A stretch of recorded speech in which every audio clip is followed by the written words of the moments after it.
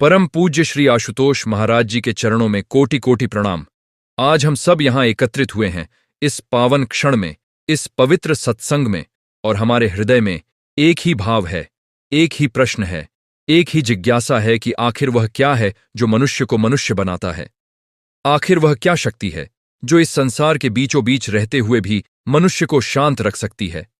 आखिर वह कौन सा मार्ग है जिस पर चलकर एक साधारण इंसान असाधारण जीवन जी सकता है। और इन सब प्रश्नों का उत्तर हमें मिलता है हमारे परम पूज्य श्री आशुतोष महाराज जी के श्री चरणों में, उनकी वाणी में, उनके उपदेशों में, उनके जीवन दर्शन में।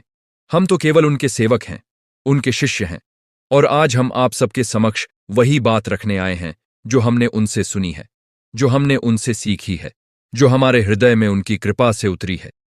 आप सब जो यहाँ बैठे हैं या जो इस सत्संग को देख रहे हैं, सुन रहे हैं, ये कोई संयोग नहीं है। संयोग तो होता ही नहीं इस ब्रह्मांड में। हमारे महाराज जी कहते हैं कि जब शिष्य तैयार होता है तब गुरु प्रकट होते हैं। जब आत्मा में वह व्याकुलता जागती है, जब भीतर से कोई पुकार उठती है, जब संसार की रंगीनियां फीकी लगने लगती हैं, तब समझना कि गुरु की कृपा बरसने वाली है। और शायद आज आप यहां इसीलिए हैं। शायद आपके भीतर भी वह प्यास जागी है, सत्य की प्यास, ज्ञान की प्यास, उस परम शांति की प्यास जो इस संसार में कहीं नहीं मिलती। तो आइए आज हम मिलकर उस यात्रा पर निकलते हैं, उस यात्रा पर जो बाहर से भीतर की ओर जाती है, जो शोर से मौन की ओर जाती है, जो अज्ञान से ज्ञान की ओर जाती है। हमारे परम पूज्य श्री आशुतोष महाराज जी जो आज भी इस धरती पर विद्यमान हैं, जो आज भी अपनी करुणामयी दृष्टि से इस संसार को देख रहे हैं, जो आज भी अपने लाखों करोड़ों शिष्यों के हृदय में प्रकाश जला रहे हैं, उनके बारे में जब भी हम सोचते हैं तो मन में पहला भाव यही आता है कि यह कोई साधारण अस्तित्व नहीं है। यह वह महापुरुष हैं जिन्होंने जाना है सत्य को, ब्रह्म को, उस परम तत्व को जिसे हम ईश्वर कहते हैं, जिसे हम आत्मा कहते हैं। और जिसने एक बार उस तत्व को जान लिया, उसकी वाणी में वह शक्ति आ जाती है जो हजारों लाखों जीवनों को बदल देती है। यही हुआ है, यही हो रहा है महाराज जी के साथ, उनके सत्संग के साथ, उनके उपदेशों के साथ। आज हम जो बात करने जा रहे हैं, जो प्रेम कथा आपके समक्ष रखने जा रहे हैं, वह केवल कोई ऐतिहासिक कथा नहीं है, वह केवल किसी महापुरुष की जीवनी नहीं है। वह एक जीती जागती, सांस लेती, स्पंदित होती सत्य की धारा है जो हमारे महाराज जी ने हमें दी है, जो उन्होंने युगों युगों के ज्ञान से, अनंत काल की साधना से, अपने अनुभव से प्रवाहित की है। और इस धारा में आज हम आपको डुबोना चाहते हैं पूरी तरह, अंत तक। देखिए, जब हम गुरु की बात करते हैं, गुरु प्रेम की बात करते हैं, तो सबसे पहले यह समझना होगा कि गुरु कौन होता है। हम सब अपने जीवन में कई प्रकार के गुरु देखते हैं। स्कूल के अध्यापक गुरु होते हैं जो हमें अक्षर ज्ञान देते हैं। संगीत सिखाने वाले गुरु होते हैं जो हमें सुरों की भाषा समझाते हैं। नृत्य सिखाने वाले गुरु होते हैं जो हमारे पैरों को लय देते हैं। लेकिन जिस गुरु की बात हमारे महाराज जी करते हैं, जिस गुरु का दर्शन हमें उनके श्री चरणों में मिला है, वह इन सब से अलग है, इन सब से परे है, इन सब से ऊंचा है। वह गुरु वह होता है जो आपको आपसे मिलाता है। वह गुरु वह होता है जो बाहर से हटाकर भीतर ले जाता है। वह गुरु वह होता है जो अंधेरे में रोशनी दिखाता है। वह रोशनी जो पहले से आपके भीतर थी, बस ढकी हुई थी माया के आवरण से, संसार के बोझ से। हमारे महाराज जी जब सत्संग में बैठते हैं, और आज भी बैठते हैं, आज भी उनकी वाणी गूंजती है, तो वे अक्सर एक बात कहते हैं कि मनुष्य का सबसे बड़ा दुर्भाग्य यह नहीं है कि वह गरीब है, बीमार है, दुखी है। मनुष्य का सबसे बड़ा दुर्भाग्य यह है कि वह यह नहीं जानता कि वह कौन है। वह इस देह को, इस नाम को, इस पहचान को, इस पद को अपना मान बैठा है। और जब तक यह भ्रम है तब तक दुख है, जब तक यह अज्ञान है तब तक भटकन है। और इस भ्रम को तोड़ने का, इस अज्ञान को मिटाने का काम करता है सच्चा गुरु। और हमारे लिए वह सच्चा गुरु हैं श्री आशुतोष महाराज जी। अब आइए थोड़ा गहरे उतरते हैं, थोड़ा और भीतर जाते हैं। आज से लगभग 2500 वर्ष पहले जब इस धरती पर एक ऐसी आत्मा का प्राकट्य हुआ जिसने संसार की दिशा बदल दी, जिसकी वाणी ने करोड़ों जीवनों को प्रकाशित किया, जिसके उपदेश आज भी उतने ही प्रासंगिक हैं जितने तब थे। और हमारे महाराज जी जब उस महान परंपरा की, उस महान ज्ञानधारा की बात करते हैं तो उनकी आंखों में एक अलग ही चमक आ जाती है। वे कहते हैं, देखो, जो सत्य एक युग में प्रकट हुआ वह किसी एक युग के लिए नहीं था, सत्य शाश्वत है, सत्य नित्य है, सत्य हर काल में, हर देश में, हर परिस्थिति में उतना ही सत्य रहता है। और जब जब कोई महापुरुष उस सत्य को जानकर, उसे जीकर, उसे दूसरों तक पहुंचाने निकलता है, तब तब एक नया युग शुरू होता है। हमारे महाराज जी उस महापुरुष की, जिनके जीवन और उपदेशों से हमारी यह गुरु प्रेम कथा प्रेरणा लेती है, बात करते हुए कहते हैं कि उनका जीवन केवल एक व्यक्ति का जीवन नहीं था, वह एक संदेश था पूरी मानव जाति के लिए। वह एक प्रमाण था इस बात का कि मनुष्य अपनी सीमाओं से ऊपर उठ सकता है, अपनी कमजोरियों को पार कर सकता है, अपने भीतर छुपी उस अनंत शक्ति को जागृत कर सकता है। और यही संदेश हमारे महाराज जी आज भी दे रहे हैं, इसी धरती पर, इसी समय में, हम सबके बीच। जब किसी के जीवन में वह क्षण आता है जब वह पूछता है, मैं कौन हूं? जब वह पूछता है, इस संसार में आया क्यों? जब वह पूछता है, सुख क्या है, दुख क्या है और उससे मुक्ति का मार्ग क्या है, तो समझना कि उसके भीतर एक ऐसी जिज्ञासा जागी है जो उसे कहीं न कहीं, किसी न किसी गुरु के पास ले जाएगी। और यही हुआ था उस महापुरुष के साथ भी जिनकी बात हम आज करने जा रहे हैं। एक राजकुमार जिसके पास सब कुछ था, महल था, वैभव था, यश था, स्त्री पुत्र का प्रेम था, राज्य की सत्ता थी, सब कुछ था, और फिर भी भीतर से एक खालीपन था, भीतर से एक प्यास थी जो इन सब चीजों से नहीं बुझ रही थी। हमारे महाराज जी जब इस बात को समझाते हैं तो वे कहते हैं, ये वही स्थिति है जो आज लाखों लोगों की है। आज के युग में भी लोगों के पास सब कुछ है, मकान है, गाड़ी है, पैसा है, परिवार है, सुविधाएं हैं, और फिर भी रात को जब सब सो जाते हैं, जब बाहर का शोर थम जाता है, जब मोबाइल रख दिया जाता है, जब टेलीविजन बंद हो जाता है, तब एक सन्नाटा होता है, एक खालीपन होता है, एक बेचैनी होती है जो कहती है, यह नहीं है जो मैं ढूंढ रहा हूं, यह वह नहीं है जिसके लिए मैं आया था। यह पुकार, यह भीतर की पुकार, यही है जो मनुष्य को आध्यात्मिक यात्रा पर ले जाती है। और जब वह राजकुमार, जिनके जीवन की प्रेरणा लेकर हम आज यह सत्संग कर रहे हैं, जब उन्होंने पहली बार अपने महल से बाहर निकलकर देखा कि संसार में दुख है, बुढ़ापा है, बीमारी है, मृत्यु है, तो उनका हृदय हिल गया। एक राजकुमार जो सोचता था कि संसार में सब कुछ सुंदर है, सब कुछ आनंदमय है, उसने अचानक यह सत्य देखा कि यह शरीर जो है यह क्षणिक है, यह जो सुंदरता है यह नाशवान है, यह जो जवानी है यह ढलने वाली है, यह जो स्वास्थ्य है यह बिगड़ने वाला है, और एक दिन यह जो जीवन है यह भी समाप्त होने वाला है। यह सत्य जब उनके हृदय में उतरा तो उन्होंने निर्णय किया, एक ऐसा निर्णय जो इतिहास बदल देने वाला था, एक ऐसा निर्णय जो करोड़ों जीवनों को प्रकाशित करने वाला था। हमारे महाराज जी इस प्रसंग को जब सुनाते हैं तो वे कहते हैं, देखो, त्याग का अर्थ यह नहीं है कि सब कुछ छोड़ दो और जंगल में चले जाओ। त्याग का अर्थ है अहंकार का त्याग, आसक्ति का त्याग, उस भ्रम का त्याग जिसमें हम अपने आप को इस शरीर से, इस नाम से, इस पहचान से बांध लेते हैं। और यह त्याग कोई एक दिन में नहीं होता, यह एक साधना है, एक प्रक्रिया है, एक यात्रा है। और इस यात्रा में गुरु की आवश्यकता होती है। जैसे अंधेरे में रास्ता चलने के लिए एक दीपक चाहिए, वैसे ही आत्मा की यात्रा के लिए एक सच्चा गुरु चाहिए। अब यहां एक बहुत महत्वपूर्ण बात है जो हमारे महाराज जी हमेशा कहते हैं, और वह यह है कि जिज्ञासा और श्रद्धा ये दो पंख हैं जिनसे आत्मा ऊंची उड़ान भरती है। जिज्ञासा के बिना खोज नहीं होती और श्रद्धा के बिना प्राप्ति नहीं होती। जो केवल जिज्ञासु है पर श्रद्धावान नहीं, वह बुद्धि के खेल में उलझा रहता है, तर्क वितर्क में समय खो देता है और अंत में खाली हाथ रह जाता है। और जो केवल श्रद्धावान है पर जिज्ञासा नहीं रखता, वह अंधभक्ति में पड़ जाता है, वह कर्मकांड में उलझ जाता है, वह बाहर के दिखावे में खो जाता है। लेकिन जहां दोनों हैं, जहां जिज्ञासा भी है और श्रद्धा भी है, वहां साधना पकती है, वहां ज्ञान उतरता है, वहां गुरु की कृपा फलीभूत होती है। और ये बात जो हम आज कह रहे हैं, ये कोई नई बात नहीं है। ये वही बात है जो उस राजकुमार के जीवन में घटी थी, जिनकी कहानी, जिनकी प्रेरणा हमारे महाराज जी हमें देते हैं। उस राजकुमार में जिज्ञासा थी, दुख का कारण क्या है और उससे मुक्ति का मार्ग क्या है। यह जिज्ञासा उन्हें घर से बाहर ले गई, जंगलों में ले गई, साधुओं के पास ले गई, गुरुओं के पास ले गई। और उनमें श्रद्धा भी थी, उस सत्य के प्रति जो उन्हें खोजना था, उस मार्ग के प्रति जो उन्हें चलना था, उस अनुभव के प्रति जो उन्हें प्राप्त करना था। और इन दोनों के सहारे, जिज्ञासा और श्रद्धा के पंखों पर, वह राजकुमार एक दिन उस स्थान पर पहुंचे जहां सब कुछ रुक गया, जहां सब कुछ शांत हो गया, जहां जो खोजा था वह मिल गया।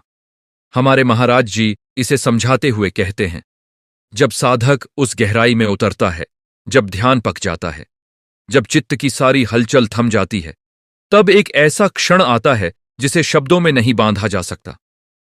उस क्षण में जो होता है वह अनुभव है, वह बोध है, वह जागृति है। और उस जागृति के बाद जो जीवन है वह पहले का जीवन नहीं रहता। उस जागृति के बाद जो दृष्टि है वह पहले की दृष्टि नहीं रहती।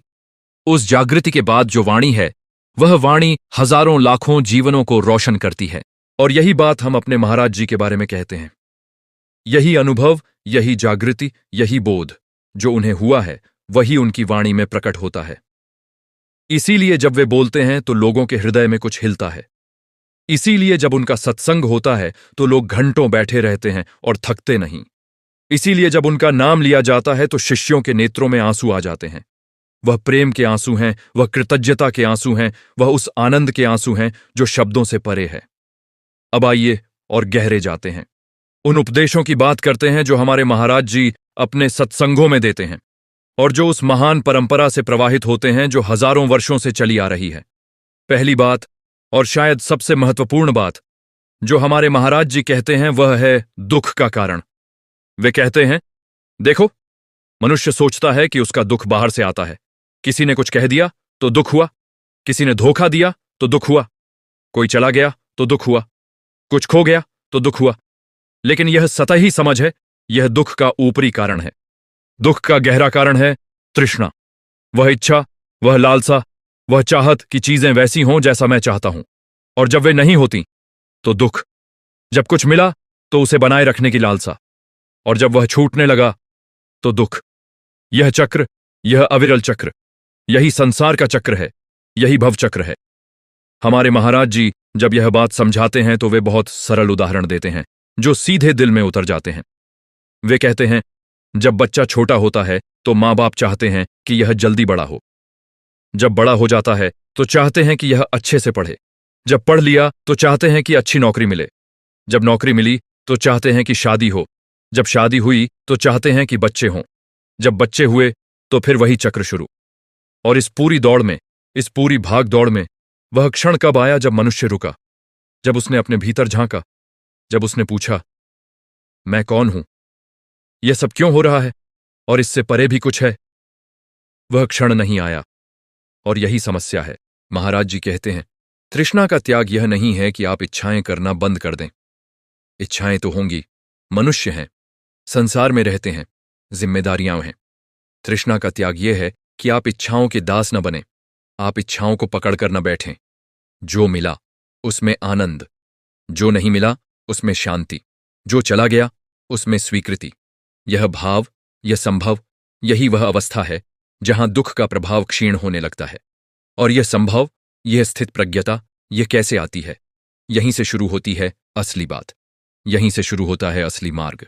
हमारे महाराज जी कहते हैं, यह संभव साधना से आती है, ध्यान से आती है, उस आंतरिक अनुभव से आती है जो आपको यह बोध करा दे कि आप यह शरीर नहीं हैं, आप यह मन नहीं हैं, आप यह अहंकार नहीं हैं, आप वह चेतना है जो इन सबको देख रही है, जो इन सबसे परे है, जो अजर है, अमर है, अव्यय है। जब यह बोध होता है तो दुख रहता है, लेकिन उसका असर नहीं रहता। जैसे कमल का फूल कीचड़ में रहता है, लेकिन कीचड़ उस पर नहीं चिपकती, वैसे ही एक साधक, एक जागृत आत्मा संसार में रहती है, संसार के सुख दुख भोगती है, लेकिन उनसे बंधती नहीं। और यही लक्ष्य है, यही वह मुक्ति है जिसके बारे में हमारे महाराज जी बात करते हैं।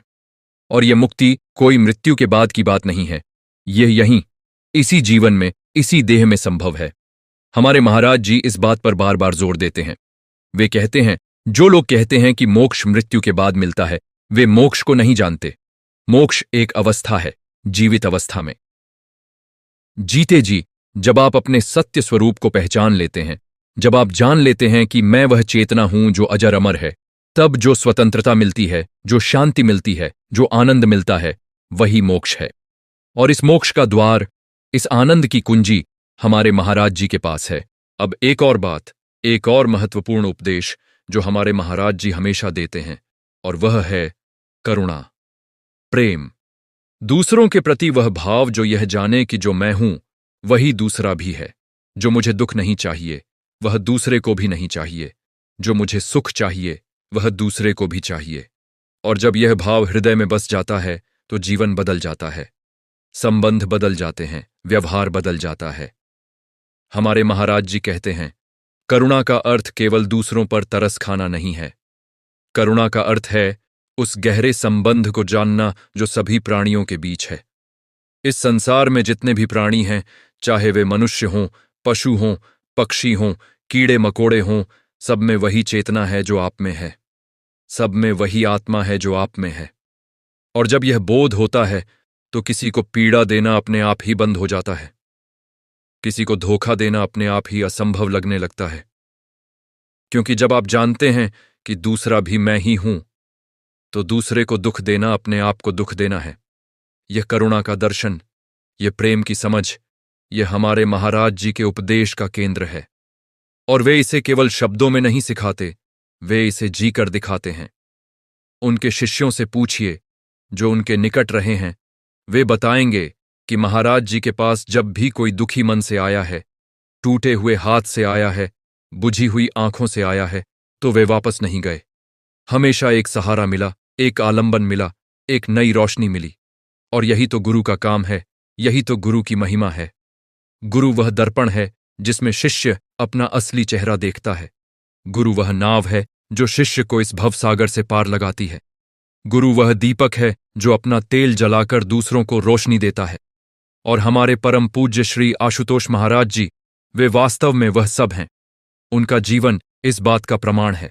अब हम उस मार्ग की बात करते हैं जो हमारे महाराज जी बताते हैं, वह अष्टांगिक मार्ग जो इस उपदेश परंपरा की आधारशिला है। 8 सीढ़ियां, 8 चरण, जिन पर चलकर मनुष्य उस गंतव्य तक पहुंच सकता है जिसकी तलाश उसे सदा से रही है। पहला चरण है सम्यक दृष्टि, सही दृष्टि। यह देखना कि संसार वास्तव में क्या है, न उससे ज्यादा न उससे कम। यह जानना कि जो है वह क्षणिक है, जो बीत रहा है वह लौटेगा नहीं, और जो शाश्वत है वह अपने भीतर है। हमारे महाराज जी कहते हैं, अधिकांश लोगों की समस्या यह है कि उनकी दृष्टि ही गलत है। वे संसार को देखते हैं तो उसमें केवल वह देखते हैं जो वे देखना चाहते हैं, अपनी चाहतों के रंग से, अपने अहंकार के चश्मे से। और जब तक दृष्टि साफ नहीं होती, जब तक यह चश्मे नहीं उतरते, तब तक सत्य नहीं दिखता। दूसरा चरण है सम्यक संकल्प, सही इरादा। जब आप जानते हैं कि दुख से मुक्ति चाहिए, जब आप जानते हैं कि सत्य खोजना है, तो उसके लिए एक दृढ़ संकल्प चाहिए, एक पक्का इरादा चाहिए। बहुत लोग सोचते हैं, हाँ ध्यान करना चाहिए, हाँ साधना करनी चाहिए, हाँ गुरु के पास जाना चाहिए, लेकिन सोचते रहते हैं, करते नहीं। क्यों? क्योंकि संकल्प पक्का नहीं है, इरादा कच्चा है। हमारे महाराज जी कहते हैं, जब तक आप यह नहीं ठान लेते कि चाहे जो हो मुझे इस मार्ग पर चलना है, तब तक यात्रा शुरू नहीं होती। पहला कदम उठाने के लिए एक दृढ़ संकल्प चाहिए। तीसरा चरण है सम्यक वाणी, सही वाणी। हम क्या बोलते हैं, यह बहुत महत्वपूर्ण है। शब्द शक्तिशाली होते हैं, शब्द बाण की तरह होते हैं, एक बार छूट जाए तो वापस नहीं आते। हमारे महाराज जी कहते हैं, झूठ मत बोलो, कड़वी बात मत बोलो, निरर्थक बात मत बोलो, चुगली मत करो, किसी की निंदा मत करो। और यह केवल नैतिकता का प्रश्न नहीं है, यह साधना का प्रश्न है। जब आपकी वाणी शुद्ध होती है, जब आप मीठा बोलते हैं, जब आप सच बोलते हैं, तो आपकी ऊर्जा बचती है। वह ऊर्जा जो व्यर्थ की बातों में खर्च होती है, वह भीतर की साधना में लगती है। चौथा चरण है सम्यक कर्म, सही कार्य। हम क्या करते हैं, यह हमारे जीवन को बनाता है। हमारे महाराज जी कहते हैं, हिंसा मत करो, किसी को कष्ट मत दो, जो आपका नहीं है उसे मत लो, अपनी इंद्रियों पर संयम रखो।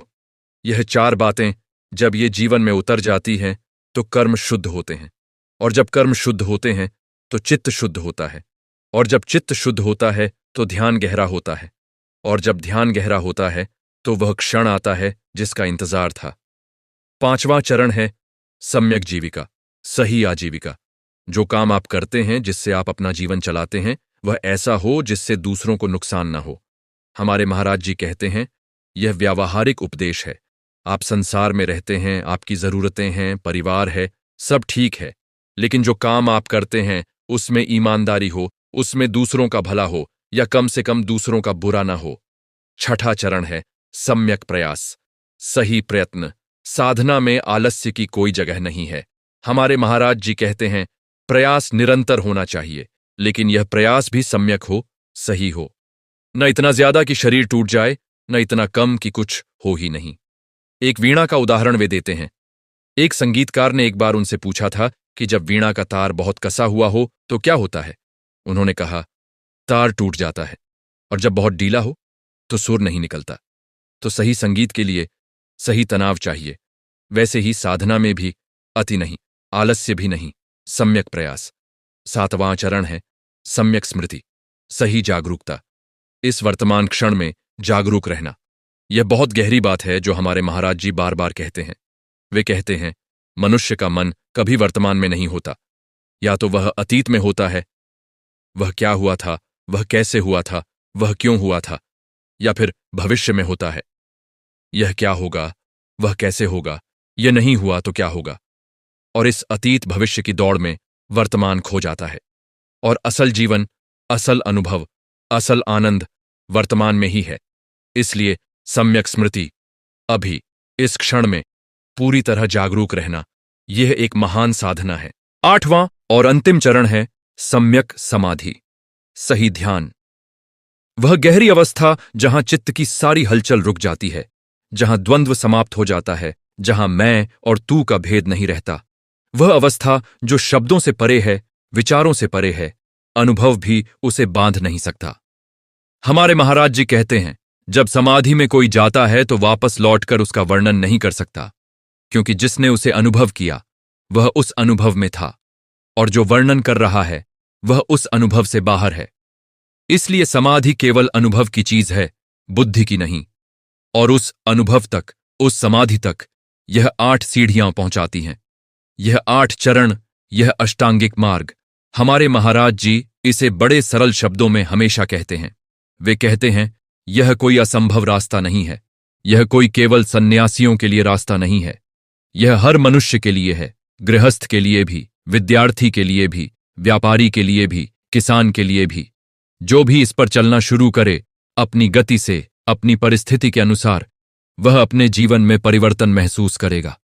और यही तो हमारे महाराज जी का मिशन है, यही तो उनकी सेवा है कि इस ज्ञान को, इस मार्ग को, इस सत्य को हर आम इंसान तक पहुंचाना।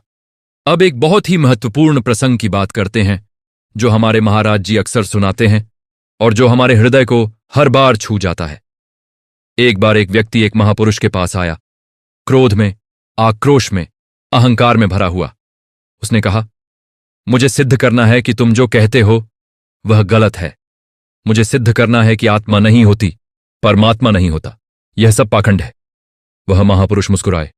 उन्होंने कहा, ठीक है, बैठो। वह व्यक्ति बैठ गया। उन्होंने कहा, तुम आए क्यों? उसने कहा, सिद्ध करने। उन्होंने कहा, किसे सिद्ध करना है?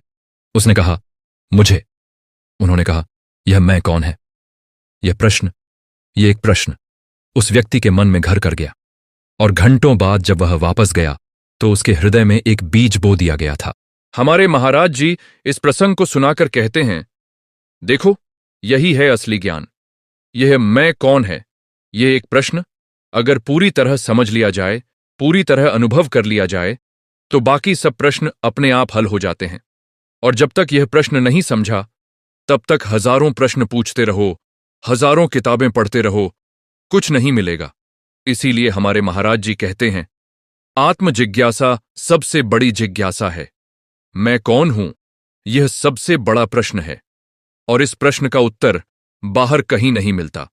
किसी किताब में नहीं, किसी धर्मशास्त्र में नहीं, किसी मंदिर में नहीं, किसी तीर्थ में नहीं। यह उत्तर मिलता है भीतर, अपने भीतर, अपनी गहराई में, अपने मौन में। और इस मौन तक पहुंचने का मार्ग यही ध्यान है, यही साधना है। और इस साधना में एक सच्चे गुरु का मार्गदर्शन अनिवार्य है।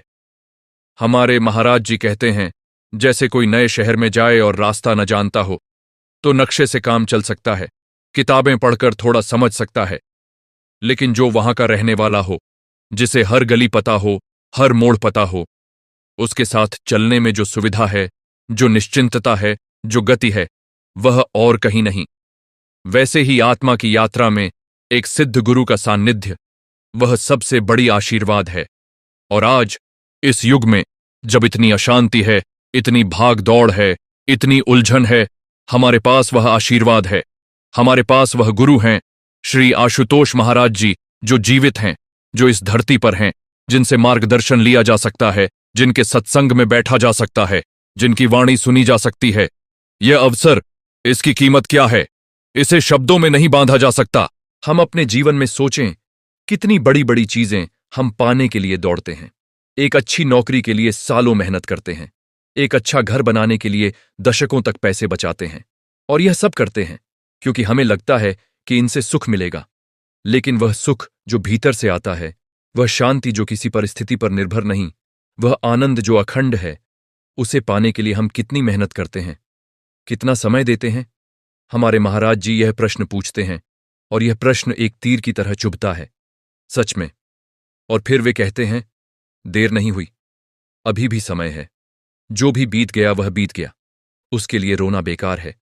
लेकिन अभी जो क्षण है, यह आपके हाथ में है, इसे व्यर्थ मत जाने दो। अब एक और बात जो हमारे महाराज जी अपने उपदेशों में हमेशा कहते हैं, और वह है मध्यम मार्ग की बात। न अति भोग, न अति त्याग। न इतनी सुविधाओं में डूब जाओ कि आत्मा भूल जाए, न इतने कठोर हो जाओ कि शरीर टूट जाए और साधना असंभव हो जाए।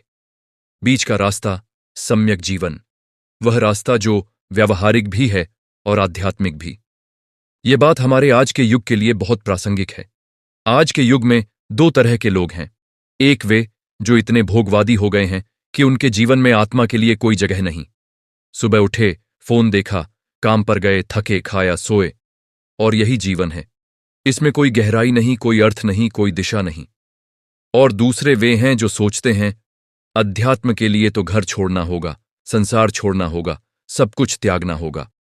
और यह सोचकर वे कभी शुरू ही नहीं करते।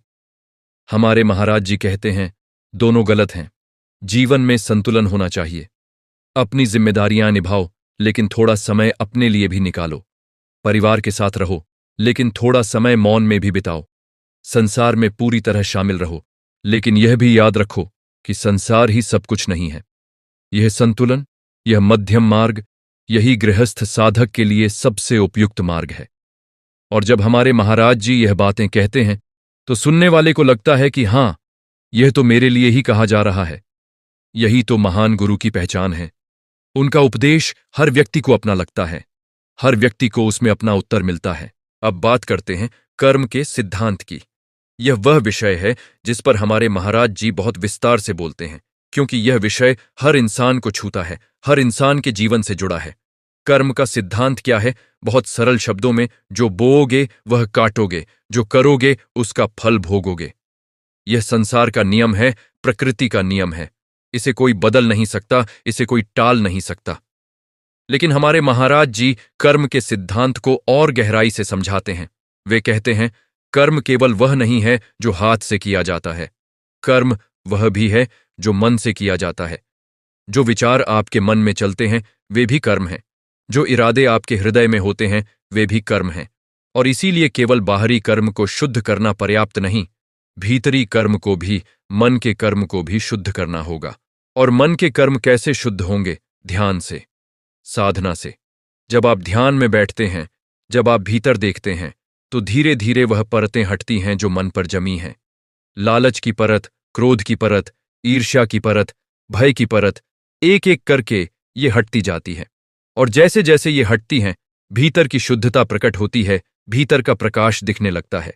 और हमारे महाराज जी एक बहुत महत्वपूर्ण बात यहां कहते हैं। वे कहते हैं, बुरे कर्मों को लेकर ग्लानि मत करते रहो। जो हो गया सो हो गया, उसे बदला नहीं जा सकता। लेकिन अभी जो कर सकते हो करो। अभी जो सही है वह करो। अभी जो भीतर से बोल रहा है उसे सुनो।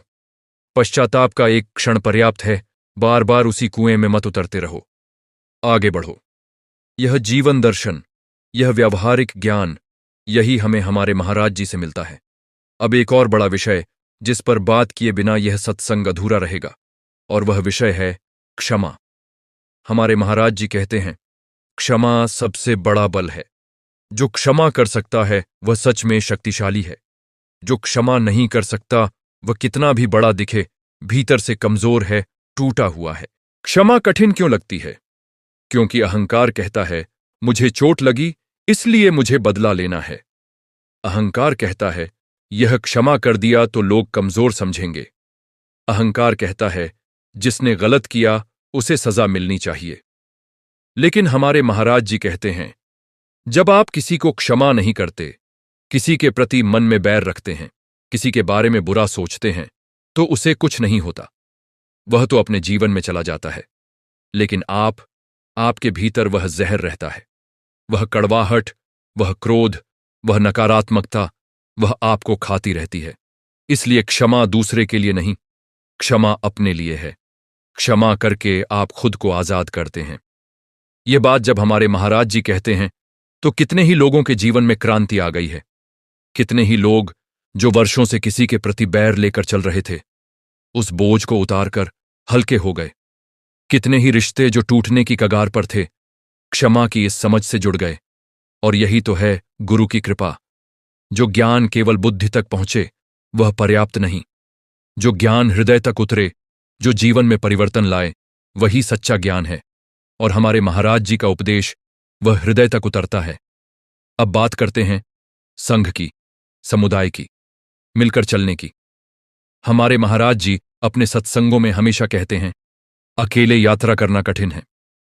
जब साथी मिलते हैं, जब एक ही मार्ग पर चलने वाले लोग मिलते हैं, तो यात्रा आसान होती है, प्रेरणा मिलती है, गिरने पर उठाने वाला होता है। संघ का अर्थ केवल एक धार्मिक संगठन नहीं है। संघ का अर्थ है वह समुदाय जो एक ही लक्ष्य के साथ, एक ही मार्ग पर एक दूसरे का सहारा बनकर चलता है। जहां प्रतिस्पर्धा नहीं, सहयोग है। जहां ईर्ष्या नहीं, प्रेम है। जहां दिखावा नहीं, सच्चाई है। और हमारे महाराज जी ने जो परिवार बनाया है, उनके जो शिष्य हैं, वे इसी भाव से जुड़े हैं। हम में से कोई बड़ा नहीं, कोई छोटा नहीं। हम सब एक ही यात्रा के यात्री हैं, एक ही मार्ग के पथिक हैं। और इस संघ में, इस परिवार में एक शक्ति है जो अकेले नहीं मिल सकती। यहां एक प्रसंग याद आता है। हमारे महाराज जी ने एक बार बहुत सुंदर बात कही थी। उन्होंने कहा, देखो, एक दीपक अकेला जलता है तो उसकी रोशनी सीमित होती है, लेकिन जब 1000 दीपक एक साथ जलते हैं तो जो प्रकाश होता है, जो उजाला होता है, वह हर अंधेरे कोने को रोशन कर देता है। वैसे ही एक एक व्यक्ति में थोड़ी थोड़ी चेतना है, लेकिन जब वे एक साथ आते हैं, एक ही लक्ष्य के साथ, एक ही भाव के साथ, तो जो सामूहिक ऊर्जा बनती है वह अलौकिक होती है। और यही होता है हमारे सत्संगों में। जब सैकड़ों हजारों लोग एक साथ बैठते हैं, एक ही भाव से, एक ही प्रेम से, तो एक ऐसी तरंग बनती है जो हर एक को छू जाती है, हर एक के भीतर कुछ हिलाती है। और यही वह अनुभव है जिसे एक बार जिसने पाया वह बार बार आना चाहता है। अब एक और विषय जो बहुत गहरा है, बहुत सूक्ष्म है, और वह है मृत्यु का विषय। लोग मृत्यु से डरते हैं। मृत्यु का नाम सुनते ही मन में एक शंका आती है, एक घबराहट आती है। लेकिन हमारे महाराज जी कहते हैं, जो मृत्यु को समझ गया वह जीवन को समझ गया, और जो मृत्यु से डरता है वह जीवन को भी पूरी तरह जी नहीं सकता। मृत्यु क्या है? हमारे महाराज जी जब यह प्रश्न उठाते हैं तो वे कहते हैं, मृत्यु शरीर का अंत है, आत्मा का नहीं। आत्मा तो शाश्वत है, अजर अमर है। जैसे एक कपड़ा पुराना हो जाता है तो बदल दिया जाता है, वैसे ही आत्मा एक शरीर को छोड़कर दूसरे शरीर में जाती है। यह चक्र तब तक चलता है जब तक मुक्ति नहीं मिलती, जब तक वह अंतिम बोध नहीं होता, जब तक सत्य का साक्षात्कार नहीं होता। और इसीलिए इस जीवन में इस अवसर को खोना नहीं चाहिए। हमारे महाराज जी कहते हैं, मनुष्य जन्म दुर्लभ है। इतने जन्मों के बाद यह अवसर मिला है कि आप इस मार्ग को समझ सकते हैं, इस ज्ञान को पा सकते हैं, इस मुक्ति की दिशा में कदम उठा सकते हैं। इसे व्यर्थ मत करो। और मृत्यु के भय से मुक्ति वह कैसे मिलती है? जब आप जानते हैं कि आप शरीर नहीं हैं, जब आप अनुभव करते हैं, केवल सुनते नहीं, केवल पढ़ते नहीं, बल्कि वास्तव में अनुभव करते हैं कि मैं वह चेतना हूं जो इस शरीर में आई और इस शरीर से परे भी है, तब मृत्यु का भय स्वतः समाप्त हो जाता है। क्योंकि जो मरता है वह मैं नहीं, शरीर मरता है, और शरीर की मृत्यु से मैं अप्रभावित हूं। यह बोध, यह अनुभव, यह जीवन का सबसे बड़ा उपहार है। और इस उपहार को देने में हमारे महाराज जी की जो कृपा है, जो साधना है, जो पूर्णता है, उसके लिए हम उनके प्रति कितने भी कृतज्ञ हों कम है। अब हम बात करते हैं ध्यान के बारे में विस्तार से। ध्यान, यह शब्द आजकल बहुत प्रचलित हो गया है। हर जगह ध्यान की बात होती है, मेडिटेशन की बात होती है, ऐप्स हैं, वीडियो हैं, कोर्स हैं, और यह अच्छी बात है। लोग भीतर की ओर मुड़ने लगे हैं। लेकिन हमारे महाराज जी एक बहुत महत्वपूर्ण बात कहते हैं। वे कहते हैं, जो ध्यान केवल तनाव कम करने के लिए है, जो ध्यान केवल नींद अच्छी करने के लिए है, जो ध्यान केवल एकाग्रता बढ़ाने के लिए है, वह उपयोगी तो है, लेकिन वह पूर्ण ध्यान नहीं है। पूर्ण ध्यान वह है जो आपको आपकी असली पहचान तक ले जाए, जो आपको वह दिखाए जो आप वास्तव में हैं। और उस गहरे ध्यान के लिए एक दीक्षा चाहिए, एक सच्चे गुरु का स्पर्श चाहिए, जो ध्यान की वह विधि जानते हों, जो उस अनुभव को स्वयं जी चुके हों। वे ही दूसरों को उस दिशा में ले जा सकते हैं। हमारे महाराज जी इस बात को एक सुंदर उदाहरण से समझाते हैं। वे कहते हैं, अगर आपको एक नई भाषा सीखनी है और आपके पास किताबें हैं, डिक्शनरी है, ऑनलाइन कोर्स है, तो आप उस भाषा को सीख सकते हैं थोड़ा बहुत। लेकिन जो उस भाषा का मातृभाषी हो, जिसे वह भाषा बचपन से आती हो, उसके साथ कुछ समय बिताओ तो जितना सीखोगे उतना किताबों से वर्षों में नहीं सीख पाते। वैसे ही ध्यान में जो सच्चा गुरु हो, जिसने उस गहराई को जाना हो, उनके मार्गदर्शन में साधना वह अतुलनीय है। और ध्यान में जो अनुभव होता है वह हर व्यक्ति के लिए अलग होता है। कोई प्रकाश देखता है, कोई शांति अनुभव करता है, कोई आनंद में डूब जाता है, कोई रोता है, वह प्रेम के आंसू होते हैं, कोई मुस्कुराता है। और यह सब सही है, यह सब उस यात्रा के पड़ाव हैं।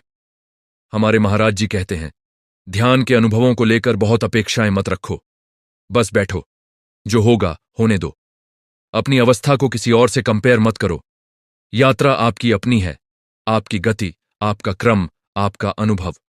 बस ईमानदारी से बैठते रहो, प्रयास करते रहो और गुरु की कृपा पर भरोसा रखो। यह भरोसा, यह श्रद्धा, यह विश्वास, यह गुरु शिष्य संबंध का आधार है। और हमारे महाराज जी के शिष्यों में यह श्रद्धा अटूट है, क्योंकि उन्होंने अनुभव किया है। जिसने एक बार उनकी कृपा का स्पर्श पाया, जिसने एक बार उनके सत्संग में वह शांति अनुभव की, वह समझ जाता है। और अब इस सत्संग के इस पड़ाव पर हम बात करते हैं उस प्रेम की, जो इस पूरी गुरु प्रेम कथा का केंद्र है। प्रेम, यह शब्द कितना छोटा है और इसमें कितना कुछ समाया है। हमारे महाराज जी जब प्रेम की बात करते हैं तो वे कहते हैं, संसार में जो प्रेम होता है वह अधिकतर एक शर्त पर आधारित होता है। तुम वैसे रहो जैसा मैं चाहता हूं तो मैं तुमसे प्रेम करूंगा। यह प्रेम नहीं है, यह एक समझौता है, एक व्यापार है। आज है, कल नहीं भी हो सकता। लेकिन गुरु का प्रेम वह अलग है, वह निर्बाध है, निरशर्त है। शिष्य कैसा भी हो, गिरा हुआ हो, टूटा हुआ हो, गलतियां करता हो, गुरु का प्रेम नहीं बदलता। जैसे मां का प्रेम बच्चे के लिए, बच्चा चाहे 1000 गलतियां करे, मां की ममता नहीं बदलती। गुरु का प्रेम भी ऐसा ही है और उससे भी ऊंचा है। हमारे महाराज जी के शिष्य इस बात को अपने अनुभव से जानते हैं। कितने ऐसे लोग हैं जो टूटे हुए, बिखरे हुए, हारे हुए उनके पास आए और उनकी दृष्टि में, उनके एक स्पर्श में, उनके एक शब्द में वह सब जुड़ गया जो टूटा था, वह सब जागा जो बुझा था। यह चमत्कार नहीं है, यह गुरु की करुणा है, गुरु का प्रेम है। और इस प्रेम को पाने के लिए क्या करना होगा? कुछ विशेष नहीं, केवल अपना हृदय खोलना होगा, केवल उस प्रेम को स्वीकार करने के लिए तैयार होना होगा, बस। हमारे महाराज जी कहते हैं, जैसे सूर्य की रोशनी सब पर समान रूप से पड़ती है, लेकिन जो खिड़की बंद रखे उसे रोशनी नहीं मिलती, वैसे ही गुरु की कृपा वह सब पर है, लेकिन जो हृदय की खिड़की खोले, जो स्वीकार करे, उसे वह मिलती है। तो आज इस क्षण में अपने हृदय की खिड़की खोलिए, उस प्रेम को, उस कृपा को, उस प्रकाश को आने दीजिए। और जब वह आता है, जब उस प्रेम का अनुभव होता है, तो जीवन बदल जाता है। संसार वही रहता है, लोग वहीं रहते हैं, परिस्थितियां वही रहती हैं, लेकिन आपका अनुभव बदल जाता है। जो पहले दुख लगता था वह सीख लगने लगता है। जो पहले शत्रु लगता था वह गुरु लगने लगता है। जो पहले रुकावट लगती थी वह सीढ़ी लगने लगती है। यह परिवर्तन, यह दृष्टि परिवर्तन, यही है जो हमारे महाराज जी का सत्संग करता है। और यही है गुरु प्रेम कथा का सार। अब हम उस अवस्था की बात करते हैं जिसे परम शांति कहते हैं, जिसे निर्वाण कहते हैं, जिसे हमारे महाराज जी परम आनंद कहते हैं। यह अवस्था, यह लक्ष्य, यह वह स्थान है जहां सब यात्राएं समाप्त होती हैं, जहां सब प्रश्नों का उत्तर मिल जाता है, न शब्दों में बल्कि अनुभव में, जहां मैं और तू का भेद मिट जाता है, जहां सब कुछ एक हो जाता है। हमारे महाराज जी इस अवस्था के बारे में जब बोलते हैं तो उनकी वाणी में एक अलग ही कंपन होता है, एक अलग ही भाव होता है, क्योंकि वे उस अवस्था को जानते हैं, वे उसे जी चुके हैं और शायद वे हमेशा उसी में स्थित हैं। वे कहते हैं, जब आप उस अवस्था में होते हैं तो न सुख होता है न दुख, न पाने की इच्छा, न खोने का भय, न अतीत का बोझ, न भविष्य की चिंता, बस एक परम शांति, एक परम आनंद, एक परम प्रेम। और यह केवल शब्द नहीं है, यह वास्तविकता है जो हर साधक के लिए प्राप्य है। और इस यात्रा में गुरु का साथ वह सबसे बड़ी संपत्ति है। हमारे महाराज जी कहते हैं, एक सच्चे गुरु के चरणों में बैठकर जो एक घड़ी की साधना होती है वह अकेले वर्षों की साधना से भारी है, क्योंकि गुरु की ऊर्जा, गुरु की चेतना, वह शिष्य को एक ऐसे स्थान पर ले जाती है जहां शिष्य अकेले पहुंचने में बहुत समय लगा देता। इसीलिए, और हम यह बात पूरी श्रद्धा के साथ कह रहे हैं, यदि आपके जीवन में अभी तक कोई सच्चा गुरु नहीं है, यदि आप अभी तक किसी ऐसे महापुरुष से नहीं मिले जो आपको आपसे मिला दे, तो यह खोज करिए, यह प्यास जगाइए। और जब यह प्यास सच्ची होगी तो गुरु मिलेंगे, क्योंकि जो सच्चे मन से खोजता है उसे मिलता है। यह ब्रह्मांड का नियम है। और हम जो यहां बैठे हैं, जिनके जीवन में श्री आशुतोष महाराज जी आए हैं, हम बस यही कहेंगे कि हम भाग्यशाली हैं। इस जन्म में हमें वह मिला जिसके लिए शायद कई जन्म प्रतीक्षा करनी होती, और उनकी इस कृपा के लिए, उनके इस प्रेम के लिए, उनके इस उपकार के लिए हम कितने भी कृतज्ञ हों कम है। इस सत्संग के अंतिम पड़ाव पर हम आपसे एक विनती करना चाहते हैं। जो आज आपने सुना, जो आपके हृदय तक पहुंचा, उसे केवल सुनकर मत छोड़ दीजिए। उस पर विचार कीजिए, उस पर चिंतन कीजिए, और फिर अपने जीवन में एक छोटा सा कदम उठाइए, एक छोटा सा परिवर्तन लाइए। प्रतिदिन चाहे 5 मिनट ही सही मौन में बैठिए, अपने भीतर झांकिए, उस प्रश्न को पूछिए, मैं कौन हूं? और जवाब की प्रतीक्षा मत करिए, बस प्रश्न को भीतर रहने दीजिए। वह प्रश्न खुद अपना उत्तर ढूंढता है। और जब भी अवसर मिले, हमारे महाराज जी के सत्संग में जाइए, उनकी वाणी सुनिए, उनकी उपस्थिति में बैठिए।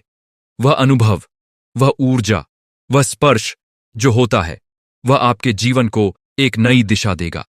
और यदि आप पहले से उनके शिष्य हैं, यदि आपने पहले से उनका मार्गदर्शन पाया है, तो अपनी साधना को और गहरा करिए, उनके उपदेशों को और उतारिए अपने जीवन में, उनके प्रेम को, उनकी करुणा को आगे बढ़ाइए। जो आपको मिला है उसे दूसरों तक पहुंचाइए। यही गुरु की सेवा है, यही शिष्य का धर्म है। हमारे महाराज जी कहते हैं, जो दीपक जल जाता है उसका काम है कि वह दूसरे दीपकों को जलाए, अपनी रोशनी को फैलाए, और एक एक दीपक से अनंत दीपक जलें और यह पूरी दुनिया रोशन हो जाए। यही सपना है, यही संकल्प है, यही मिशन है हमारे श्री आशुतोष महाराज जी का। और इस मिशन में, इस यात्रा में हम सब मिलकर चलें, यही हमारी प्रार्थना है। जय हो। श्री आशुतोष महाराज जी के चरणों में कोटि कोटि प्रणाम।